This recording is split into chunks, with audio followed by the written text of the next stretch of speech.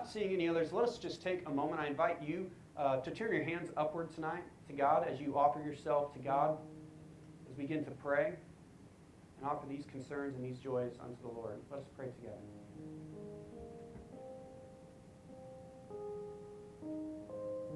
So, keeping track of all the different missions that that you work with here, apportionments, all the different bills that come in and go out, especially Chris's. We take good care of him. Do you also stuff envelopes in prosperity gospel books?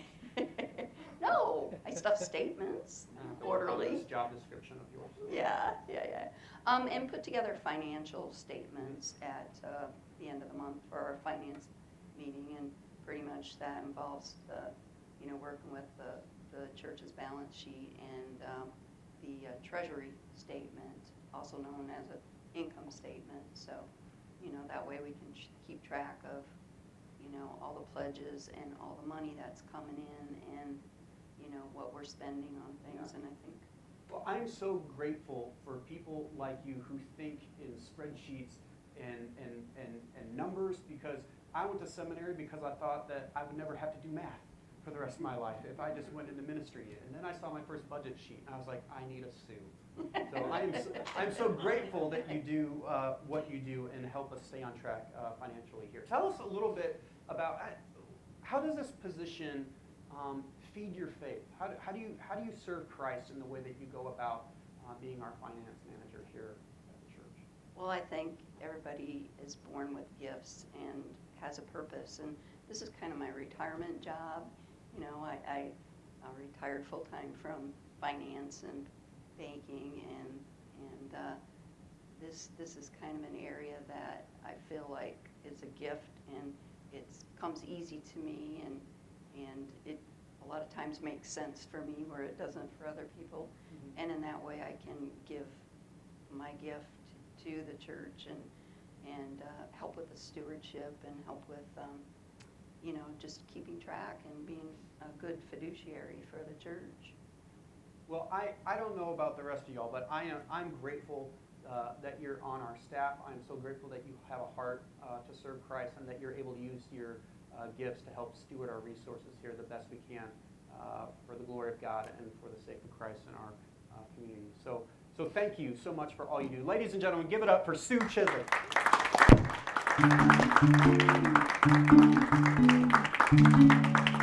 All right.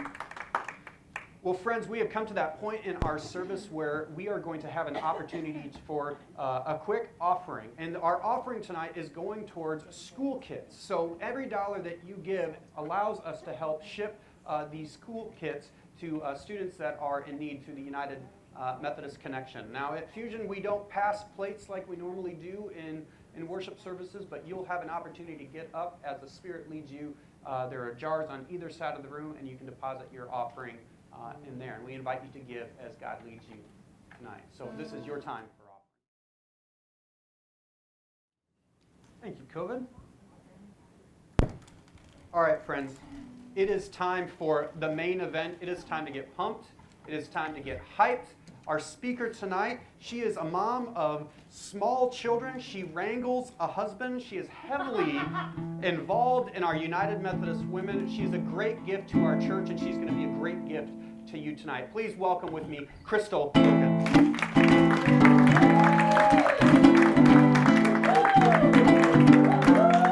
Go ahead.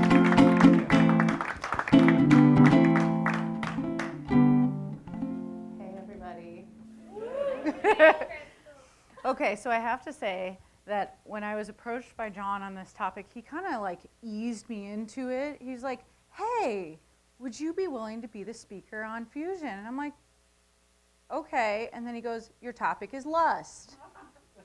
I'm like, okay, great. But when I really dug into, I had to look up what the definition of lust was before I really could expand on how this plays into our can I sit here? Mm-hmm. Am I good with that? Okay. How this plays into a deadly sins and how it plays into our day-to-day life. So I threw together some PowerPoint slides, quick.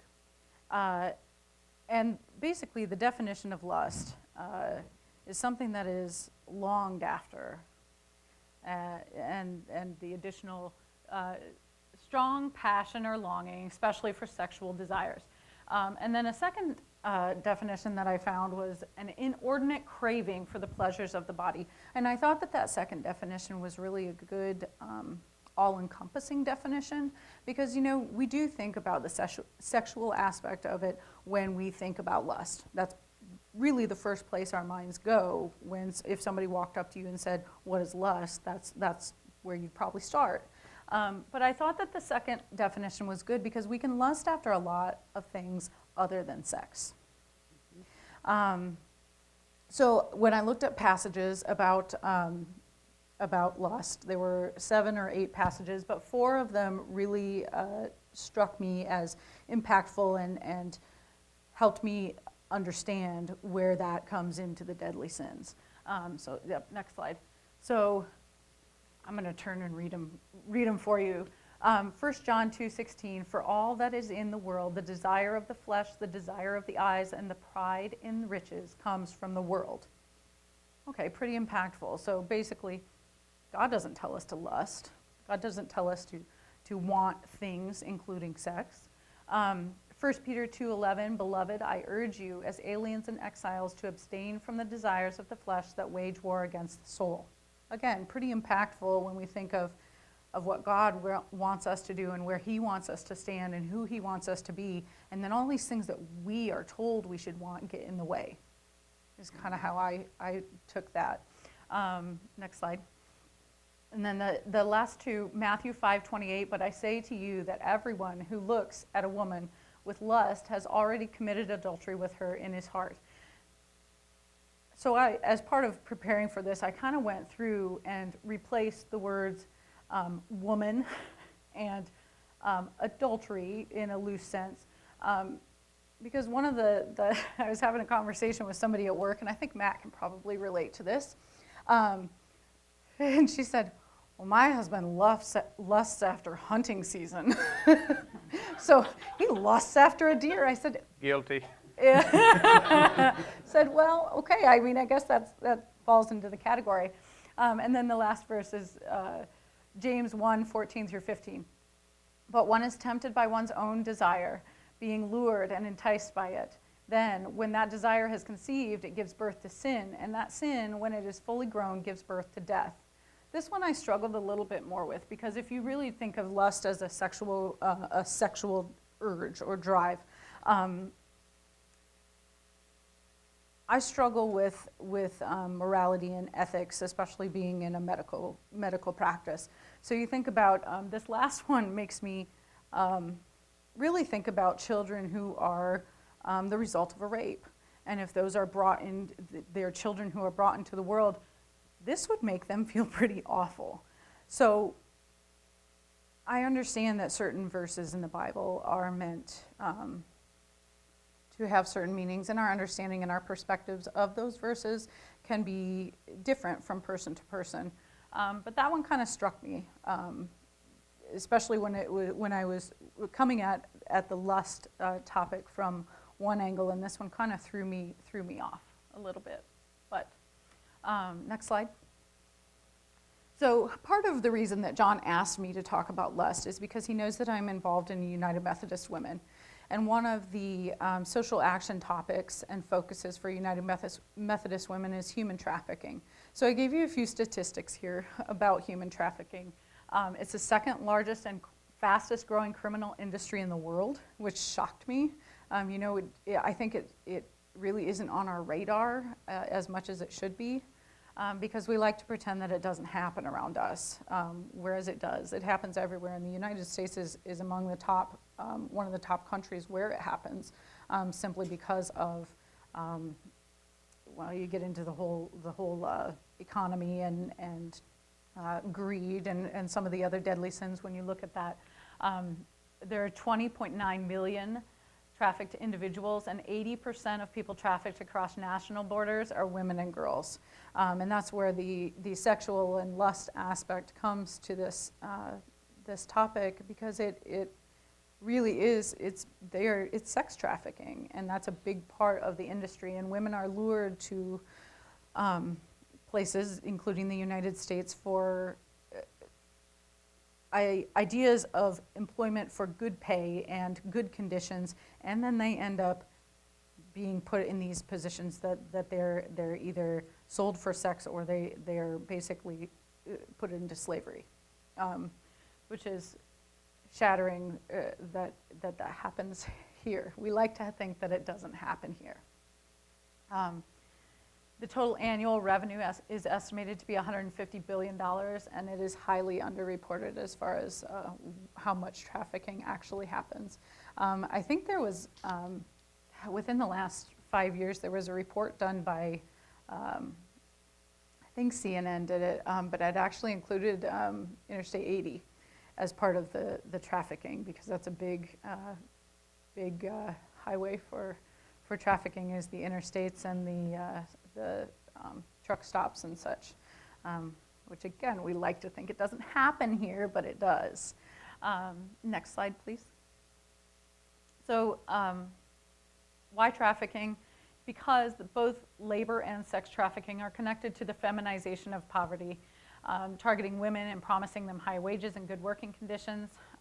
United Methodist Women have worked very hard since one initiative was taken in 2009 and another in 2013 to basically raise awareness and overall end conditions that lead to women and men needing to seek positions that may lead them to be trafficked. Combating trafficking itself gets a little tricky because of the legal and physical implications of stopping the actual act from happening. But their work behind the scenes has been pretty moving, legally and socially. So next slide, please. So this comes back to the topic of thinking about lust from a different angle than sex. Should we think about? Think about anything in your life that you long for, that you desire with strong emotion. It can be alcohol, it can be money, it can be drugs, it can be hobbies like hunting or fishing or whatnot. But all of those things, if you look at if you're lusting after them, they're probably taking more of a priority than they should over things that really have more groundful meaning than those particular things, and sex included. There are just lots of situations that come about due to society telling us what we should want. And I have another slide. Slide, please. Okay, so it was tricky for me to keep my talk tonight within the realm of just lust, because of how easily it ties into some of the other deadly sins. Lusting after money ties to greed. Lusting after things that other people have ties to envy. Lusting after more free time ties to sloth. And the lust of seeking revenge, wrath. So you can see that you can lust after things that lead us to connect to other deadly sins. The lust of money, I think, has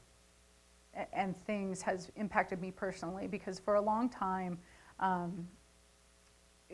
I was learning, as I was growing, as I was going through college, there are a lot of places that tell you what you think, what you should need, what you should want.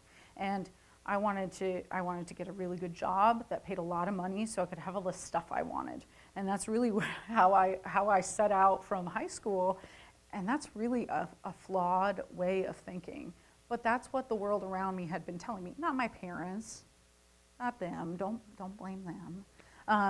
But the world around you tells you got to have this nice car, and you got to have this really good job, and you got to have, everybody should be jealous of you. But so you lust after all these things that really aren't ultimately important. And unfortunately, at that point in life, I didn't have as strong of a relationship with God as I do now. I didn't have as strong of a relationship with the church as I do now, and that definitely makes a huge impact on where I set my priorities and really what you think is important. Yeah, I have a job that pays. I get a paycheck, but I also don't feel like that paycheck is necessary for me to have a life that I need. I don't have to buy things with that to impress other people. And I think that's where that society and marketing pressure comes into the lust aspect. At the end of the slideshow, I do have a few interesting advertisements that came across when I was looking for examples of how lust and marketing and advertising tie in together. Slide, please. So why do we lust? And this is something for you guys to wrestle with. I don't really have a good answer. Is it part of our biology? Is it part of the chemical, again, with me being in medicine, is it part of the chemical balances that we have? Does it have to do with how our brains work and how we're pre-programmed? Or is it more of a learned behavior from our parents, our friends, our siblings, our schoolmates, our models, or society? Go ahead and switch to the next slide. So this is actually one of the first known tobacco ads to use sexual implications. And I thought it was interesting because you don't see any tobacco in here, right? Okay, at least in some of the ones now you like have a sandwich or something that's being eaten or whatever. But this was an ad for tobacco. And I mean, what does that have to do with tobacco? Obviously, it feeds off of some other part of our mindset to get you to buy the tobacco. Next slide. Okay, this is a little more obvious. I kind of find this comical because it's a sandwich. It has nothing to do with her being scantily clad. But very obviously using that lust factor to sell their burger from Hardee's. Next slide. She can't cook, but at least this is tied to what they're trying to sell. It's a bra ad.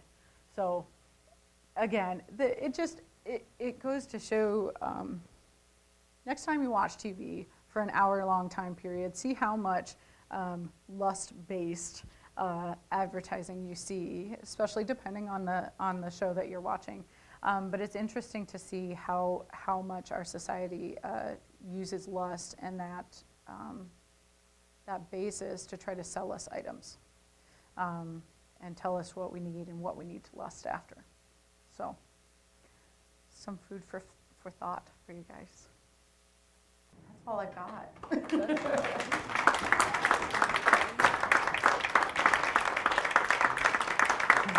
Give it up for Crystal. All right.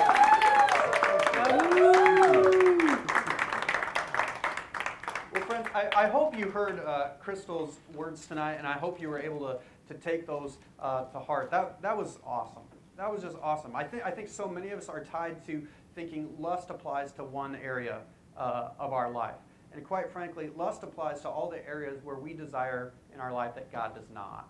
And it doesn't take long for us to start looking in the interior of our own life to see that whether we have a problem with pornography or wandering eyes, that lust is a prevailing problem in a lot of our lives in different angles and different corners of all of our lives. And when we allow it to get a foothold, it only tramples into the other 7 deadly sins that we've been talking about in this series. So, Crystal, thank you for your words tonight. And friends, as we go from this place tonight, I hope you take those words to heart and allow Christ to enter more fully into your heart and transform you to desire that which God desires for you. So as we go from this place tonight, we encourage you to be Christ for one another. Thank you. Have a good night.